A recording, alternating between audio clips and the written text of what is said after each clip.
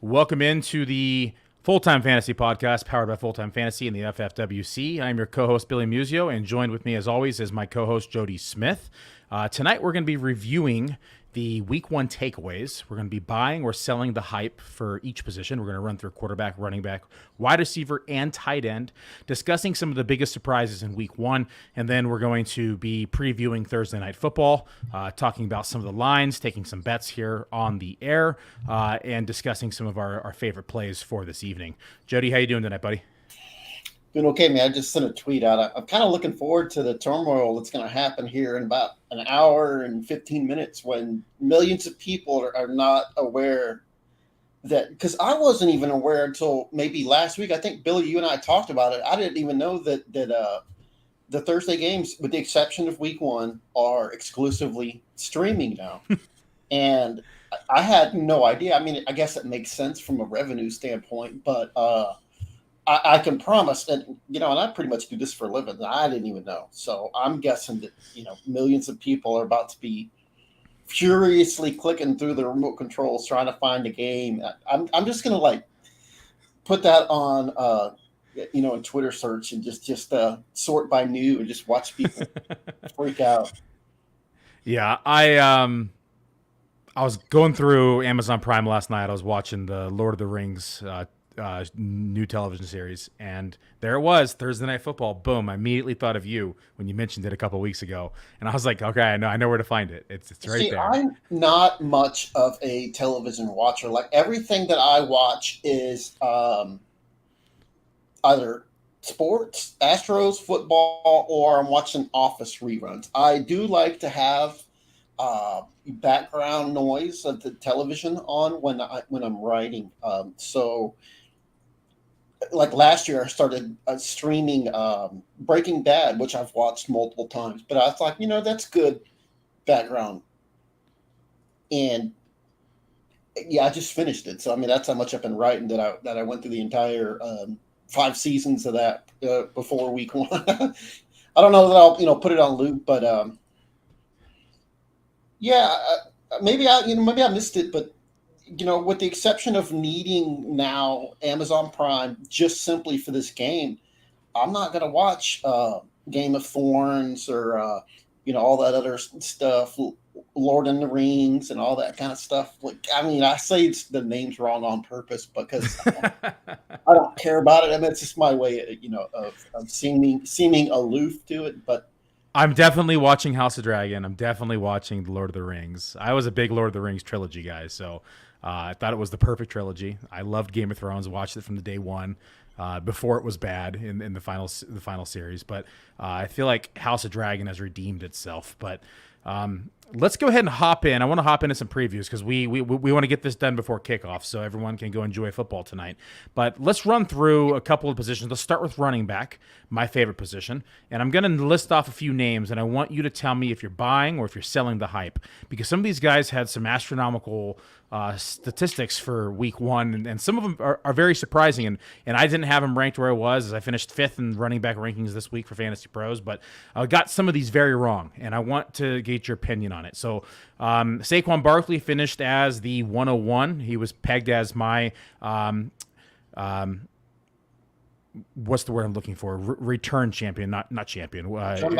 Comeback. Thank you. Space there. Comeback player of the year was my pick, Saquon Barkley. He finished the Week 1 as the running back 1 with 30.4 half-point PPR fantasy points. So for those of you who are tuning in, we're going to use half-point PPR because that's what the Fantasy Pros competition is.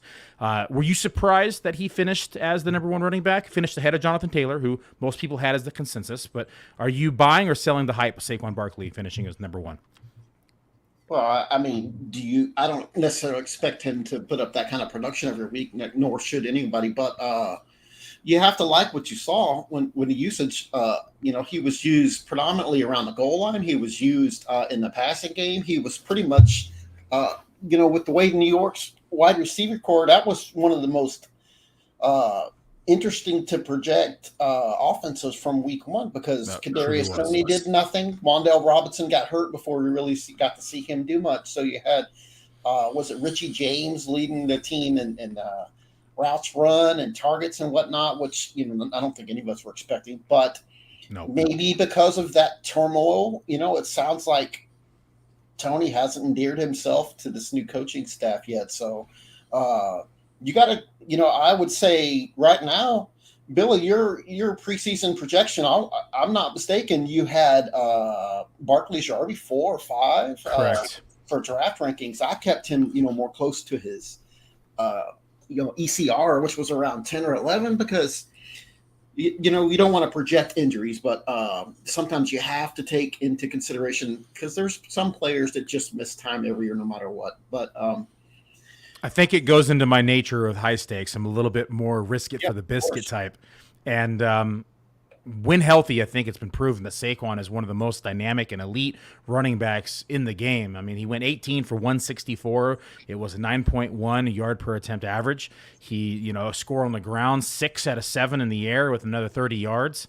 I would not be surprised to see his usage in the passing game take another uptick, quite frankly, seeing that their offense are having their woes in the passing game. I don't expect him to finish every week as the RB1, but top 3, top 4 now, I think, is very well on the cards on a weekly basis for Saquon Barkley, given his health remains intact. So I'm going to be buying the Saquon Barkley hype. How about you? Buy or sell? I would say buy. Yeah, All I mean, right. like I said, it's a usage thing. As long as that offensive line holds up, you've got you're pretty limited at quarterback, and like I said, the wide receivers, we don't even know what to think at that point. So he's going to be a Christian McCaffrey type of option in that offense, and they came up and pulled out a tough win. That was one of my favorite against the spread picks last week. I think they were 7-point underdogs in Tennessee. The Titans weren't that good, but if they can keep, the Giants can. If that offensive line has its issues solved, you could see them actually maybe even staying in contention with Brian the Ball. So, yeah, definitely a buy for me. Given a chance,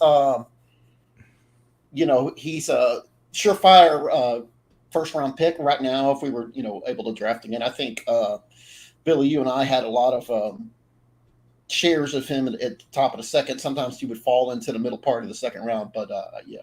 Starting over now, yeah, he's probably a top 6, top 8 pick, maybe. Definitely firing up 4th overall in a few tournament plays. So I was all in on Saquon Barkley. Let's talk about Cordell Patterson next. Came in as running back number 4 on the week.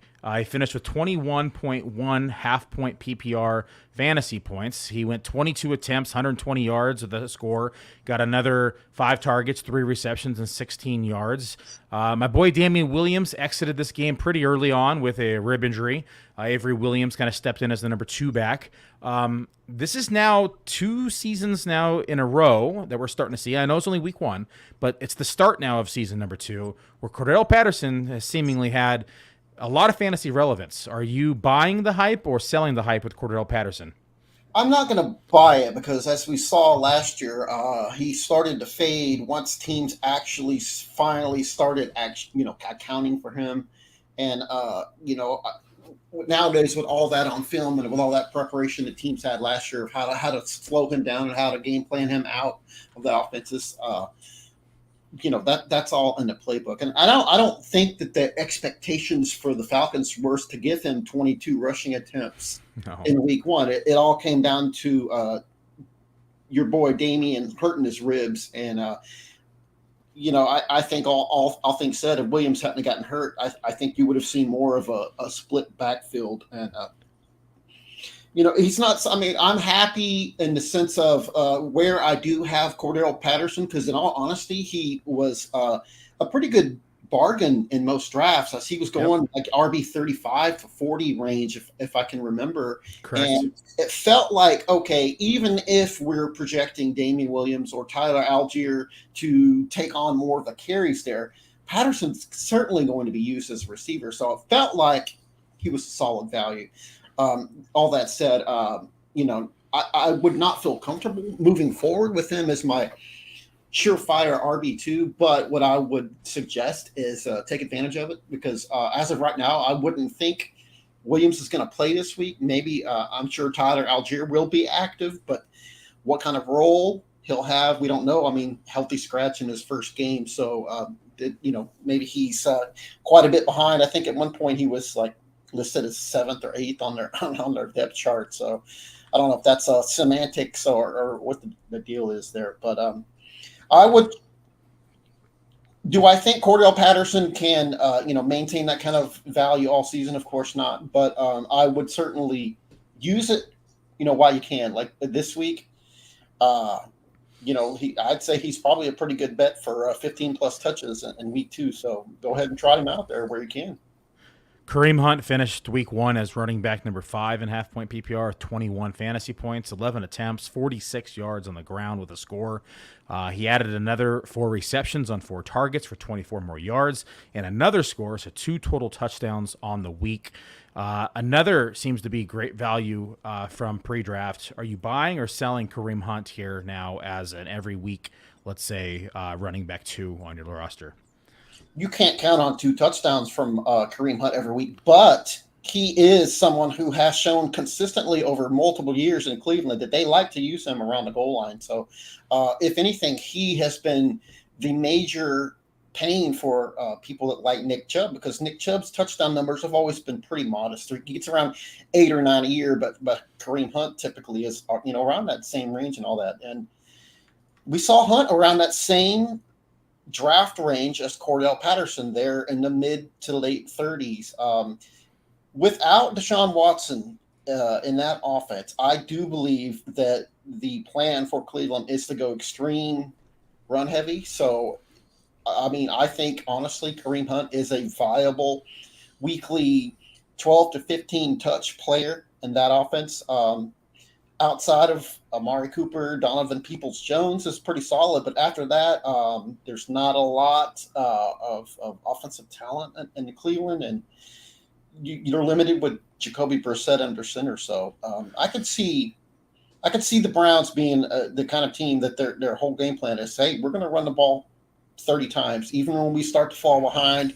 We're not going to abandon that run, and even in games when they do fall behind and go to the passing roll, well, that's where Kareem Hunt makes a big difference. He's a superb. Yeah, you have two of the most dynamic running backs in the game, in my opinion. And the piece that shocked me after reviewing week 1 was Kareem Hunt actually had a 56.2% snap share versus Nick Chubb's 52.5%. And of course, that breaks down to passing downs and playing from behind at times. But still, Hunt saw 13.3% target share in this offense, which is very encouraging for a running back as well. I don't expect the 2 touchdowns like you said earlier, but to have that type of involvement, I'm going to say I'm going to be buying the hype here on Kareem Hunt. It's not a fluke. He's always been used very extensively in the red zone. So he is, even if he were RB2 completely in that offense and taking snaps behind Chubb, he's still the kind of guy who can contend for double-digit touchdowns a year just because of that role. Next up on the list is Clyde Edwards-Helaire. Clyde Edwards-Helaire finished as the running back 6 in week 1 with 20.9 fantasy points and half PPR. He saw a total of, I didn't have it pulled up, sorry, 7 attempts, 42 rushing yards, 3 targets, 3 receptions, and 32 yards on the ground, 2 receiving touchdowns. I think that's not going to happen again. But he did see 38.6% of the snap share. Jerick McKinnon also saw 38.6% of the snap share. So pretty even here on snap. Are you buying or selling the hype on Clyde Edwards-Helaire? I'd sell. The 7 rushing attempts is, a little concerning, because when the Chiefs were basically just trying to run the ball out in that second half of that game, they went to the rookie Pacheco to do that rather than let Edwards-Helaire rack up a lot of rushing. Well, of course, that makes sense if you bring in your reserves, you bring in guys off the bench to run out games and all that. But this is going to be the new Chiefs offense. Like other than Patrick Mahomes and Travis Kelce and maybe Juju Smith-Schuster, it feels like the kind of team where you're going to have a different guy leading the team in targets every week. And the same thing could happen in the backfield with like you mentioned, the usage with Jerick McKinnon. I think tonight's game will be kind of telling, because looking at some of the lines for Vegas, it looks like some of the sharps are kind of leaning on unders for Clyde Edwards-Hilaire's like receiving and touches for this game. So that'll be really telling for us. We'll be able to look back next week and wonder, were we right with projecting the Chiefs to continue to spread it out, or did they actually make a concerted effort to get him involved more in offense? So, no, I mean, he's a guy that I don't expect, clearly 2 touchdowns a week's not going to happen again, especially with coming through the air. He only had 3 targets in that game. So it would be a good, I think it might be a smart sell high moment, but I can say that right before we went on the air, Billy, that Ronald Jones is inactive. So we know that the backfield should probably look about the same as last week. It's just that, can't expect as many touches for Isaiah Pacheco because I don't see the Chiefs getting up by 4 touchdowns in this particular outing. Last running back, I want to talk about 2 more running backs. So let's talk about Dontre Hilliard. He finished as running back number 7 in half-point PPR, 20.4 fantasy points. He only had 2 attempts, 8 yards, did his damage in the air on 3 receptions, 2 of which were touchdowns, though. Are you buying or selling the hype with Dontre Hilliard? I'll sell. I mean, come on. He didn't play that much, like you said, and he barely got any rushing attempts, and that will be the norm playing behind Derrick Henry. Can't account for that kind of usage again. Those were the first touchdown receptions of his entire career. So for 2 of them to go from 0 to 2 in one game, that's just one of them anomaly games. He's on pace for 34, Jody. Oh, well, let me reevaluate him. It feels like the usage might be there in the sense of it looks like he's clearly ahead of Hassan Haskins as the receiving down back for now. But Tennessee's offense is not a one that features the running backs in the receiving game all that often. And now you've kind of got a couple of new receivers stepping up for them. So I just don't see the a regular target source enough to make Dontre Hilliard anything more than maybe a handcuff for Henry owners, or for the kind of guy that when you're in bye week hell here, in a month or 6 weeks from now, when all those brutal teams are off and you're searching for just anything that week, and maybe the Titans are playing the Texans or the Jaguars or something like that, you can consider throwing him in as your final flex spot. But I just clearly that's not going to happen again. He only saw 18.5% of snaps. He only saw 12 snaps, 2 of which were touchdowns. So I agree with you, Jody. Selling the hype here on Dontre Hilliard. Although I do have to say, as a round 20 best ball pick, it's been money already, right? Like this is what you hope for in a round 20 best ball pick is those 1 to 2, maybe 3 spike weeks. Getting 1 out of the way week 1 is dynamite. It's gold, and we're seeing that in some of our best ball scores right now. The Superflex Bowl over at FFWC had 2 of the top 3 teams. Both of them have Dontre Hilliard in round 20. You just got a nice little article posted on Full Time Fantasy where you recap that that was in your write up you mentioned that, and it's nice. And another guy that you mentioned the 12 snaps. It was interesting because that's exactly how many OJ Howard had for the Texans. And he ran all of 6 routes, and both targets went for scores. And like in my home league, somebody dropped. I don't remember who they dropped, but it was a good player for him. I just laughed because okay, always better to be. Here's somebody being reactive, not proactive. But okay, yeah. So this is where we've got to pause this moment. I want to re-emphasize what Joey just said. We're talking about following snap counts, following the routes ran. Don't chase fantasy points. We've talked about this time and time again. If you chase fantasy points, you're going to get in trouble. Case in point right there, Jody's home league. He's chasing 2 touchdowns and dropping a top-tier tight end. Last running back real quick, and then we'll move on to wide receivers. James Robinson, quite the surprise to me. I had him pretty low in my rankings for week 1. He finished the week with 11 rushing attempts, 66 rushing yards. He had a touchdown on the ground, another touchdown in the air on 1 reception and 2 targets for 3 yards. I did not expect this type of performance week 1 from James Robinson. I'll be the first to admit it. I thought we were going to see more Travis Etienne. I think him dropping the ball a couple times Definitely hurt his chances at seeing some more work in the red zone, which gave James Robinson a couple scores. Are you buying or selling the hype on James Robinson? He finished the week as running back 8, 19.4 half-point PPR points. How about this with a caveat? I'm going to say buy in the sense of I want to root for him so badly now because all of us panicked after we saw the dismal showing on Thursday from Cam Akers, who had that same ruptured Achilles injury that James Robinson suffered. And Robinson's actually came later. So you just figured, well, he's going to be well behind, and the Jaguars are going to want to get Travis Etienne involved because he missed his whole rookie season. And Robinson, not only did he, get those touches and pretty much split the backfield in half with the Jags, he looked good. He did not look like he was nursing the leg or that he was impacted at all. So, I want to say buy it with him. I don't think that he's going to remain, a weekly top 10 option. But if this kind of usage continues for the Jags, where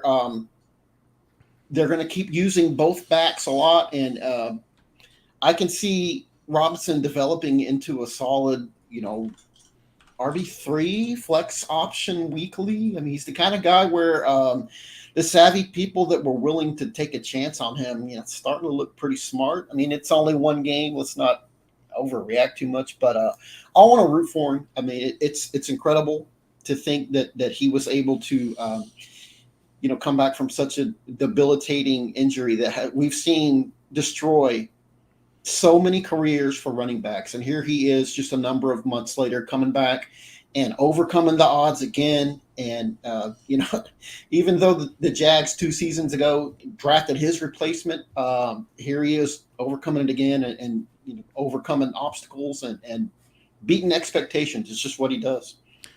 Besides the drops, Travis Etienne looked way more explosive to me. He went 4 for 47 on the ground, 11.8 average. His long was 27, so let's take the long out, and that's going to still be 3 for 20. That's still over a 6-point yard per attempt average. He looked explosive, had another long run returned on a holding call, I believe it was. The passing down drops is what killed his production this year. The miss in the end zone as well from Trevor Lawrence in that back right corner also killed his fantasy points. I still have nightmares from it today. But I think in the long run, the answer is Travis Etienne. So I'm going to say I'm going to sell the James Robinson production. I think it came in on them leaning towards him after the drop with Travis Etienne. I think it's going to be hard to keep this explosive of a back with Travis Etienne off the field in replace of James Robinson. Now, if these struggles continue, don't get me wrong, James Robinson will still continue to see the field. You look at snap counts, though, 51.4% for Travis Etienne, 48.6% for James Robinson. So a damn near 50-50 split here. I want to continue to track this backfield as the season progresses and see if we can start to get some distance between those numbers. What you do like out of your boy is the 23 routes run versus 15 for Robinson. And, again, the red zone usage for Etienne. He clearly was someone that they wanted to emphasize in that area of the field. And, the results, not exactly what we wanted to see, but as long as that's not a permanent thing, but just to say, hey, well, one game shouldn't be that telling, but, if that kind of usage continues, then you saw Etienne, he can be an 8-10 touchdown guy if as long as they don't, move away from him just because of the misses that we saw on Sunday. Moving on to wide receiver, it was some very familiar names inside the top 10. Justin Jefferson at 1, Cooper Kupp at 2, Devontae Adams at 3, Jamar Chase at 4, Michael Pittman, who we both had in our top 8 insider rankings, finished as wide receiver 5 for the week, Stephon Diggs at 6, A.J. Brown for 7. A face that we haven't seen in a long time is Michael Thomas, who came in as wide receiver number 8. Michael Thomas surprised my projections, or beat my projections. He only had 5 receptions, 8 targets, 57 yards, but 2 of which came for touchdowns in the fourth quarter. Are you buying or selling the hype on Michael Thomas here? As let's just call him a wide receiver 2, because I'm not expecting wide receiver 1 production from him on a week-to-week basis. I'm going to probably say sell with Thomas. What killed me, Billy, was right before, we have finalized our projections and we went live on Sunday, they said that Michael Thomas might be on a snap count. Now he kind of was. He only played 37, but that was worrisome to me. So I boosted him down even further in my rankings and looked pretty smart for the first 3 quarters. And then, what are those memes where it's like, I got to admit they had us in the first half. Well, our good friend Bradley and I have a little bet with Jameis Winston, who, I've repeatedly said how I'm not a fan of Jameis Winston, and that's why I'm going to be a sell on Thomas. But was looking pretty smart for 3 quarters of that game, and then I think Winston had 50 passing yards through the first 3 quarters of the game, 54, something like that, just on pace to be terrible. And then they just went bonkers in the fourth quarter. So hard to think that kind of play can continue. As of sell Thomas, buy Thomas from where his draft slot was. Sure, you're buying it and whatnot, but I have yet to. It's just hesitation with Dennis Allen coached offense without Sean Payton, with Jameis Winston, and now you have Alvin Kamara dealing with a rib injury. So I'm a little skeptical.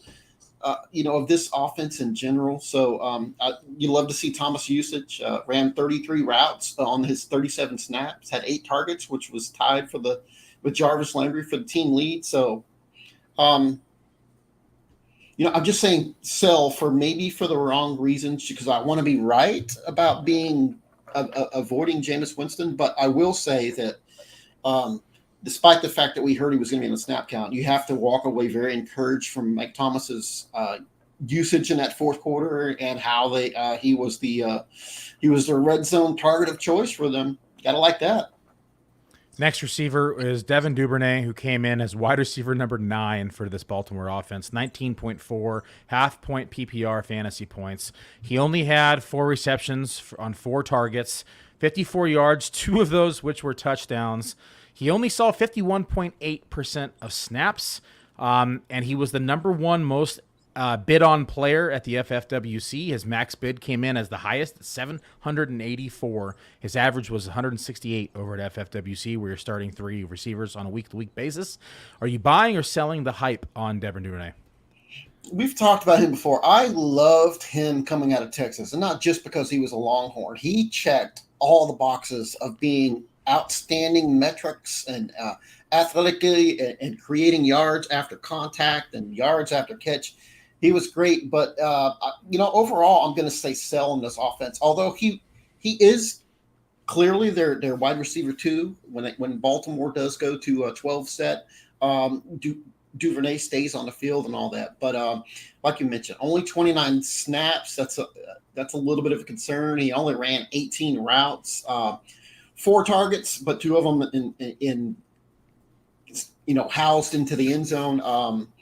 That's not repeatable. That's not viable kind of usage. So I think I wouldn't have wanted to be in that bidding war for Duvernay's service this week, because it just reeks of reacting to the 2 touchdowns you just mentioned 10 minutes ago, not to chase fantasy points. It kind of feels like that's what we're doing. The positives with him, like I said, are he's going to stay on a field apparently in 2 wide sets for them. But the Ravens are an old school team. They want to go run first. They're going to throw a lot of short passes to Mark Andrews and whatnot. So it's going to be there's going to be plenty of games where Duvernay is going to have that same stat line of 2 or 3 catches on 4 targets, but when none of them go in the end zone, that means you're taking a lot of single-digit PPR performances, and that's not a winning formula for your wide receiver. All right, this next one I want to kind of throw a curveball at you, and it's a little bit of a game. I'm going to list you off the stats, the snap count, and I want you to tell me where you would draft this guy just based on the information that I gave you. Okay, he had 8 targets, 5 receptions, 102 yards, and 1 score. 100% of the snaps. He was one of 5 receivers in the NFL to have 5, or so one of 5 receivers in the NFL to have 100% snap share. He finished the week as wide receiver number 10. Where would you draft this player today? That sounds This sounds like a trick question, but you got to love the usage. You said 100% snap rate, Yep. 100 yards, whatnot. Like I said, it feels like a trick question. Actually, I think I know who it was now. When you Who do you think mentioned it is? 100% snap share, that's good. I only know of the DJ Moore and Robbie Anderson were two guys that both One of played them. 100% of the snaps. So, okay, yeah, now I know who it is. When you mentioned the stat line, 100 yards and a score. Oh, okay, so yeah, I would draft him in the 13th or 11th range, somewhere in there. Robbie Anderson, man, you're smart, Jody. You pegged him right. You got it right down to the final two. So, two of those receivers on the same team, DJ Moore and Robbie Anderson, saw 100% of snaps. The other receivers were Devontae Parker, who surprised me as well. Cooper Kupp, Jamar Chase, we kind of expect that. But Parker and Robbie Anderson, to me, were kind of some big surprises for 100% snap share. Anderson, like I said, finished on 8 targets, 5 receptions, 102 yards. Yes, of course, one was the long 75-yard touchdown. So that kind of boosts those fantasy points. But all that aside, 100% snap share. Are we buying or selling Robbie Anderson right now? I'd buy him on that usage if they're going to, I always figured that Baker Mayfield was going to be a significant upgrade for that team. So, Baker's got a lively enough arm where he can be a factor for those guys. But if he can build that rapport, DJ Moore has been a 4-touchdown guy every season. So they need somebody else to step up and kind of be that main red zone guy, the player that Baker's going to look for when they're down in that area of the field. And if that ends up being Anderson, you got to think that he's going to be one of those really, really nice late round value picks last year. I want to say he's going in that same range that last season. It felt like Leonard Fournette. We kept being able to get him in like the 11th round, which made no sense when you look back at the end of the 2020 season for Fournette. We all kind of, some of us savvy people were like, I'm going to keep scooping up Fournette. This lets me load up on receiver. If I can get Lenny as my RB3 that late, that's what I'm going to do. And it just reminds me of, let's just say that Anderson can get himself back up into 120 targets if he's going to stay on the field that often. That doesn't actually seem unrealistic. So he could be the kind of guy that's going to end up posting. You could see him creeping into the top 36. So ending the season as a wide receiver 3, and gosh, if you got him as late as his ADP was going, then those are the kind of moves, in particular in best ball formats like FFWC and whatnot. Those are the kind of moves that win you leagues. All right, last receiver I want to talk about before we move on to tight end so we can get into the preview for week 2 is wide receiver Curtis Samuel. We all knew he was electric and dynamic when healthy. Health has been his biggest concern. He saw 11 targets, 8 receptions, 55 receiving yards. He also had 4 rushing attempts for 17 yards. He did have a touchdown in the air as well. He did lose a fumble. He finished with 15.2 fantasy points and half-point PPR. That's going to be wide receiver 17. Are you buying or selling the Curtis Samuel hype? I would probably say sell, because we can't expect Carson Wentz to throw for 300-plus yards every week. We know that Wentz, as much as I thought Wentz was a value, he's not the kind of quarterback who's going to consistently be able to, support a Jahan Dotson with 2 touchdowns and a Curtis Samuel with a really, really nice game in the same week. Plus, you got Terry McLaurin, who's going to siphon off most of the carries for them. Most of the targets for them. So as much as I liked Curtis Samuel, I drafted him a lot last year. He ended up basically being a miss simply because he just couldn't get healthy.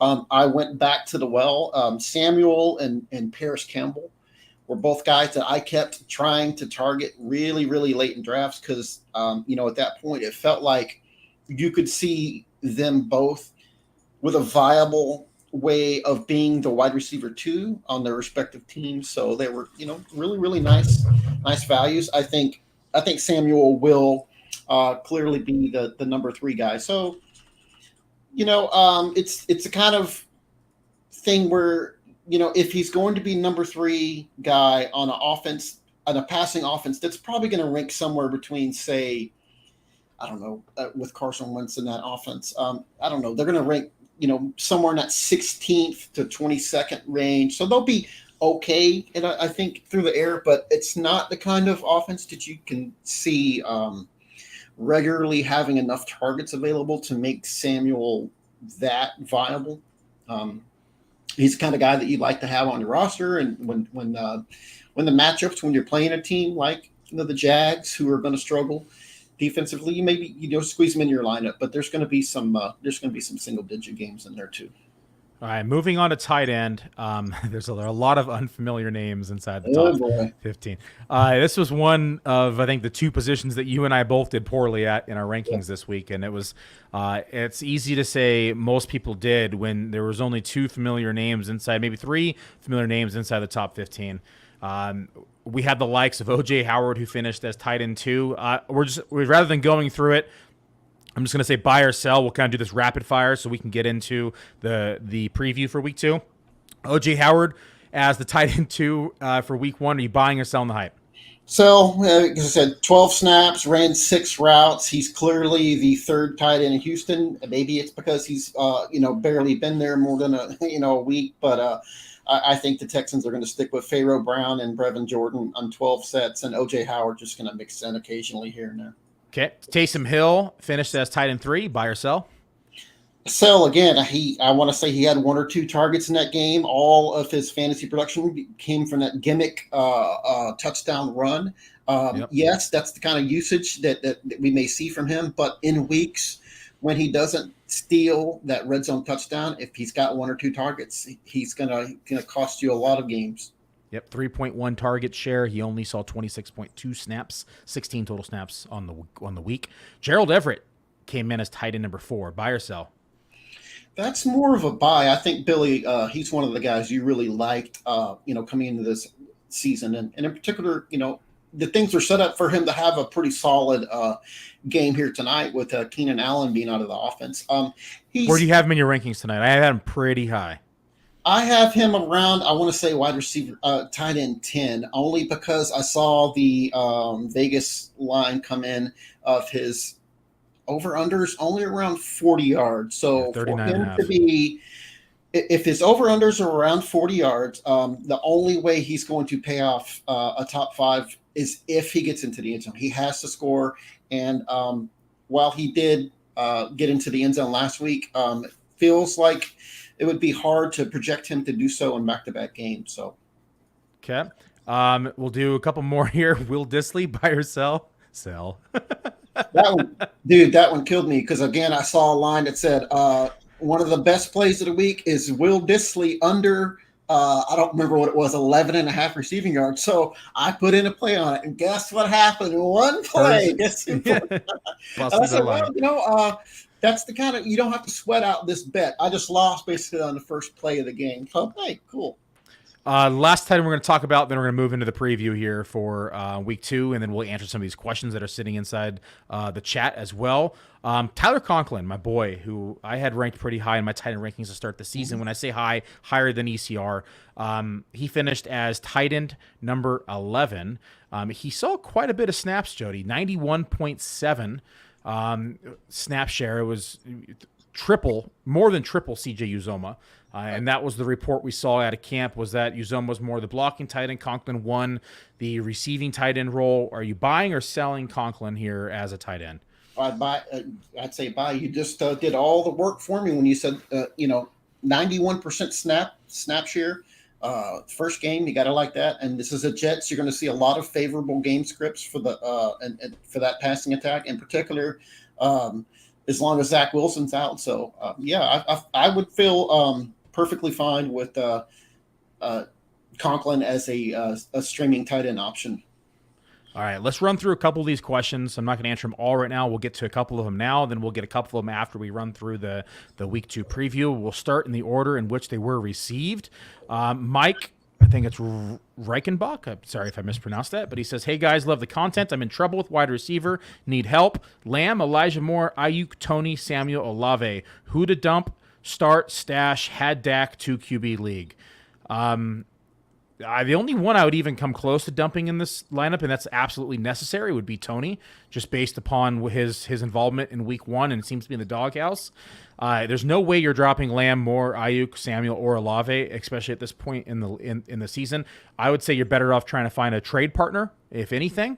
I'm not dumping. I really don't even want to dump Tony because he has a lot of upside as well. So I don't think I'm dumping anybody here unless you absolutely have to. You should be able to stash Dak on IR in your league. But what are you doing in this scenario, Jody? Yeah, the problem with what you just mentioned is if the Cowboys refuse to put Dak on IR, that means all these fantasy sites aren't going to give him the I designation, which means, he won't be able to move him to IR because, Billy, we're in that situation in our Kings Classic League where we're stuck with him eating up a roster spot because Jerry Jones won't put him on IR. But I'd have to agree with you because you have to be patient with Kadarius Toney, and do you have time to be patient if you're 0-1 and you're worried about being 0-2 or whatnot? How many zeros can you afford to take or dead roster spots from a guy that played? I don't remember what did Tony play, like 7 snaps or he just barely played. He was not targeted. He had like a nice little run that showed his the potential that makes us all want to see where he goes in this offense, but he's in the doghouse with that team, and how's he going to play his way out? If you can dump your second tight end, or if you have a running back that you're just stashing, hoping like a Jordan Mason that you think might do something, maybe that's the kind of player that you could bench. But I'm going to say also double check your league settings because depending upon the format or the platform, if he's out, you can drop him on IR in a lot of places. It doesn't have to be IR in a lot of leagues. If you have that capacity or that ability to do that, drop him down there now. Yeah, at least try. Yeah, sure. Next question we have is DJ Chark or Peoples Jones in the flex. I know what you're picking, Billy. Got to do the little song, DJ Chark, DJ Chark.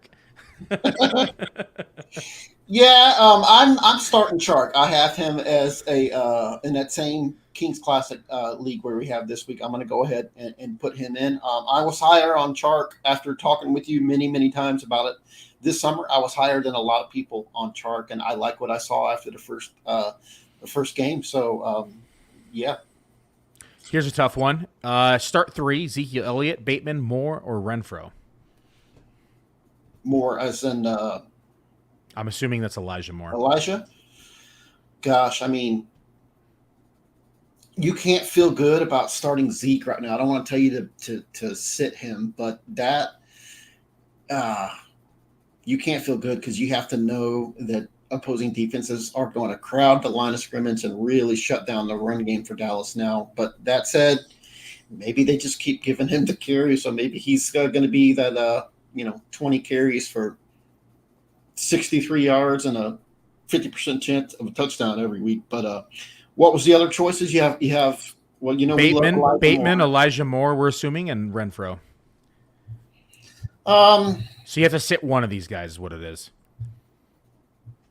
Let me see. Raiders are playing Arizona this week. That should be pretty favorable for Renfro. So that's probably who it would come down to for me is I would either sit Renfro, who is, wide receiver 3, or Zeke this week. So what do you think, Billy? Yeah, I lean Zeke here, but I also agree with you. It could easily be Renfro. I kind of agree with your second statement on Zeke, though. This is what they paid the man for, is to step up in these type of situations. I could definitely see a 20 to 24 carry game from him, and they're just going to roll out there and roll with the ground game and run Pollard in the slot, or run him as a change of pace back as well. So I would not be surprised to see Zeke get a lot of touches, but what that equates to is soon to be seen. It definitely could be an ugly stat line. So I'm going to say let's wait and see the news and see what's going to happen more. But right now, I probably lean at sitting Zeke just to kind of see what happens. Next start sit question, or not start sit, but the next question we have is from Chris, and it says Dynasty League traded Hopkins for Rashad Bateman straight up. Feels like I won this long term. Dynasty League, that's a huge win in my opinion. Jody? Yes, we saw some worrisome things from DeAndre Hopkins last year when he was, active and healthy and all that. And you are, he's still well within his prime, but Rashad Bateman's all of what, 22, 23? He's clear. He's the clear number one receiver and should be for the foreseeable future. Absolutely. All right. Let's hop into some of the lines for tonight's game. I want to ask you a couple lines, and I want you to give me an over-under. Justin Herbert, 283.5 tonight versus the Chiefs. Taking over or under? Line is minus 115. You know what's weird? Justin Herbert, I want to say, I wrote this up in the Thursday Night Football preview. He has 4 touchdowns in his last 2 games against Kansas City. And one of them was rushing, but in both games, 4 touchdowns. So you have to love him this week. But I had good information that kind of had an under of around 283 for him. So let's go under. Okay. Passing touchdowns, Justin Herbert, over under 1.5. This should be an over. It feels like 275 yards and 2 passing scores sounds about right. Okay, I like the over here as well. I put $50 in that line tonight. I think 2 pretty easily in my opinion. We have pass. Let's do some rushing stuff. So let's do some rushing props. Austin Eckler. I want to say I wrote this up again. 3 of the last 4 of the last 5 Chiefs and Charger games have gone over 52 or something like that. So yeah, there should be plenty of points. Okay, Austin Eckler rushing prop at 53.5, over or under. Again, more insider information I saw had the under on there. So he's going to get you. You look at Eckler, he's going to consistently get you about 11 to 13 carries. So under. Okay. Clyde Edwards-Helaire, 46.5, over or under. Clyde Edwards-Helaire, 46.5. So 7 carries last week. Let's say they give him a chance to actually get going a little bit this week. So he gets up and maybe gets close to doubling that. So let's go over for that. Okay. Isaiah Pacheco, 11.5, over under. That's rushing yards or receiving yards? Rushing yards. 11.5. That seems like a very sneaky play after – when you look at the stat line from last week, of course, it was almost all garbage time production, but it feels like a sucker bet. Like they're trying to get you to go in and take over. Like they're really dangling out like, hey, look, last week, look what he did. So let's go under. I love it. Yeah, I would have gone under there as well. Let's do some reception yards. So Palmer. So we have a question here. We'll tie this question in here. So Giselle Jones wants to talk him off the ledge. He's thinking about starting Palmer over CeeDee Lamb. Which one are you doing, Jody? You don't want to. Gosh, I mean, I see you working, buddy, there. But when you start getting cute with your lineup and doing that kind of thing, those are the kind of things that we too often see backfire on you. It feels like even if we exit this week and you made the right call by starting Palmer over CeeDee Lamb, it ends up being right. It still feels wrong, if that makes sense, because it's like it just feels like overthinking, like over team carrying and whatnot, because it's not. I mean, Josh Palmer's a nice wide receiver 3. He should see a slight intake in targets this week with Keenan Allen being out. So I see you working there. But when you're overlooking at things and you're starting a team's normal number 3 receiver over a top tier undisputed stud wide receiver 1, it just feels like, even if the net result is correct, it feels like you're making the wrong decision. It's getting too cute. You're relying on Josh Palmer to break out in this game and be a shootout. Again, I see you working. I totally get it. Palmer can be around.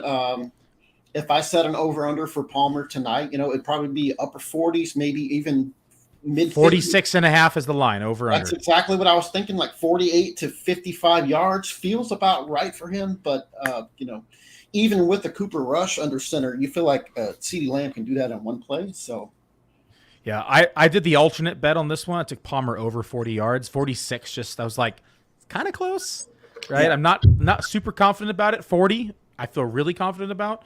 So I did the alternate line. I did like an 8-leg parlay, and that took it up to like plus 2,500. So I like the over for 46.5, although I like the alternate more. But 46.5 yards, you take an over under, Jody, tonight for Palmer. For Palmer, like I said, the number that was coming to my head was 48 to 55, so it's a slight over. Okay.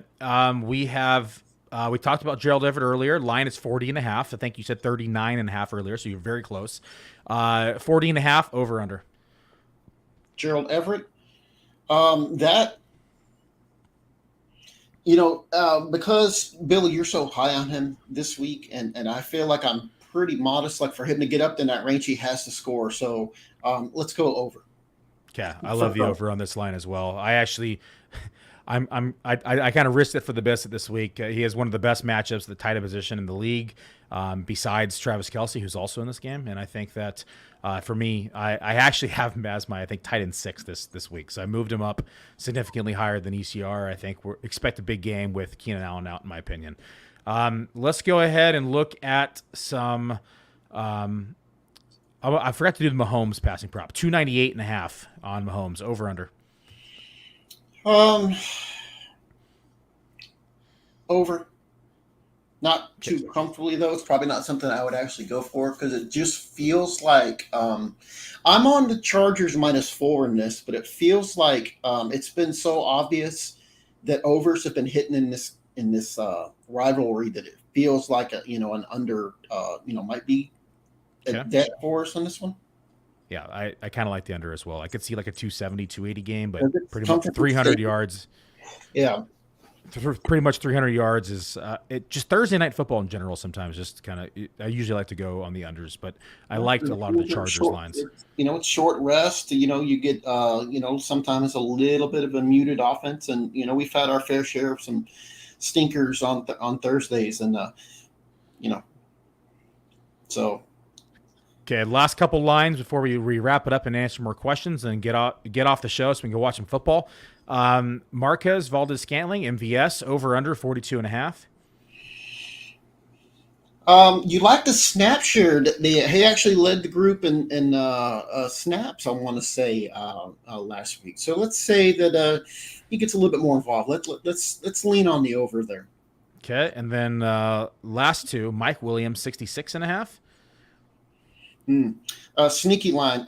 Williams was one of the biggest dogs from week 1. Billy, that was one of the guys where I told you, my process with him was looking at that erratic consistency with him. And I know you loved him. And this is the week, Jody. This is the week. Well, yeah. I mean, naturally, you're coming off a terrible showing in week 1, and now Keenan Allen's out. So clearly he's going to get 10 grabs, 142 yards, and 2 touchdowns this week. But let's go over. Okay, and the last one of the night before we answer the last questions is Juju Smith-Schuster, 57.5, over under. Keep picking a bunch of overs. That actually feels like another over for me, but to go on a record for no other reason than I keep taking overs, I'll go under on him. I'm going to say over. I think I think pretty easily he gets over on that one. Let's get some questions answered. The last few questions that we have. Would you trade away T. Higgins and J-Rob for Diggs? James Robinson and T. Higgins for Stephon Diggs. Ooh. I'd make that trade. Yeah, I would, because you're talking about getting a undisputed top 4 wide receiver. And in my opinion, when it comes to trades, you always want to be on the side of the 1 when it's a 2-for-1, or the 2 on a 3-for-2, because typically you're getting the best player in the deal. And you can find replacements for James Robinson's role probably fairly easily on your bench. I think so as well. Was offered Dobbins for Allen Robinson and PPR. What is your take on Dobbins and Allen Robinson the rest of the season? I'm still on Robinson. That was an abysmal showing on Thursday, but they'll get it right. When you watch a little bit of the film, there's some glimmers of hope that they'll turn things around. It might take a while for them to build up rapport. But with Dobbins, you can't trust, what the Ravens are going to do. How healthy is he going to be? Is he going to re-injure himself? Are they going to go with the committee backfield with Kenyon Drake, or maybe this next week they actually give Mike Davis some touches or whatnot? So, I'm gonna stick with Allen Robinson. Yeah, I stick with Robinson. We all know Dobbins. I mean, especially if it's PPR, because Dobbins, even healthy or whatever, he's not going to do much as a pass catcher. Now, I do expect another tough outing this week for Allen Robinson. It's another very tough matchup with the cornerbacks. It may take some time. So it may be week 3 until we see, the Allen Robinson that we projected, quite frankly. And we're still not going to see 100% Dobbins this week, even if he does play. So I would say maybe sit on this one, maybe wait it out, see what happens, and you might be able to get it for cheaper, honestly. So let's see how that one plays out. But I take Robinson here over Dobbins still. The last one was from Jones again, Giselle Jones. I saw Pittman projections for this week, pretty low. Any reasons? I think it just breaks down to the random injury right now. I'm sure he'll prop back up in our rankings as soon as it had to do with that. You have to understand, with projections or whatnot, there's an initial look at, and then as the week progresses and goes on, I start to get in there and break things down and tweak things more. It's a cautious thing with Pittman right now because he missed practice. It's just a due diligence type thing. But I think overall you'll see him creep up when the final rankings are released Sunday morning. Yeah, and keep in mind, this is why for those of you who have reached out to Jody and I on DM inside or on Twitter or on Discord, this is why we say be very mindful of weekly rankings prior to Sunday. Like, there's a lot of information, a lot of things to process leading up to kickoff. Like, we don't get the official inactive lists for an hour and a half before the early game. There's just off that inactive list, even week 1, there was a bunch of moves just based upon that short list this week. Now, week 2 is going to be longer. Week 3 is going to be longer. Next thing you know, it's going to be mayhem on these inactive lists. And people can move up 10, 15 spots in a positional ranking based upon these inactive lists. So be mindful. Just be very patient. Because we're not just throwing these out. We're doing initial runs on Thursday just to get some out there for the folks. But these things will not be accurate until Sunday morning because we're stamping our names on them. We're putting putting that stamp on the forehead. Billy and Jody's rankings. We're trying to be the most accurate that we can. We don't just want to throw them out here all willy-nilly. We want to make sure they're accurate, and we need that information up to Sunday morning to be accurate. And keep in mind that when you have a surprise inactive, and it comes from like a receiver, for instance, it means you really have to go in, and you might even have to tweak your quarterback, but certainly 3 or 4 other wide receivers on that team then need to be adjusted or moved or tweaked slightly. So it's a huge undertaking to have a mere 90 minutes between us, on the back end of this stuff. Not only are we trying to help everyone out and answer things, we got our own rosters, management and things to deal with, but you've got only 90 minutes to do all of this while all this information is coming in. So it's a challenge. So, we like you said, Billy, we take extreme, pride in doing this, and we've been doing this for a long, long time. So just understand that, patience. You got to get up right up until that deadline to see things as the finished product. All right, last piece of the night. Bold prediction, Thursday Night Football. What's your biggest bold prediction? I wouldn't be surprised to see the Chargers win this game. Is that bold enough? I mean, they're 4-point dogs. I actually love that line. Mm-hmm. Wheeler says I'm a mess on Sunday mornings. He does rankings as well. Yeah, it's definitely not. Yeah. I know. Yeah, he knows what I'm talking about. Imagine you don't even. I can't get into the details of all that, what I've got to do and all that. But I'll tell you what, the one thing that suffers the most for us that do this is our own roster management, because even on Tuesdays, dude, I don't even want to do waivers. I'm just like, I don't care. I'm too focused. I'm too busy doing what I care more about and what more people, benefit from. I'm just going to take the L on my waivers this week. See, what I start doing with waivers, I start doing waivers as the games are progressing. Someone goes off and does something I don't expect. I add them to my waivers, take a look at them. And then I come back again on Monday and I start doing either like kickers or defenses, whatever I need to do. And then Tuesdays I go through and finalize like my my positionals, and then high stakes, all the waivers on a Wednesday. It's kind of the final review and final information and adjust them again. So it's really like a 3-day process for me of waivers.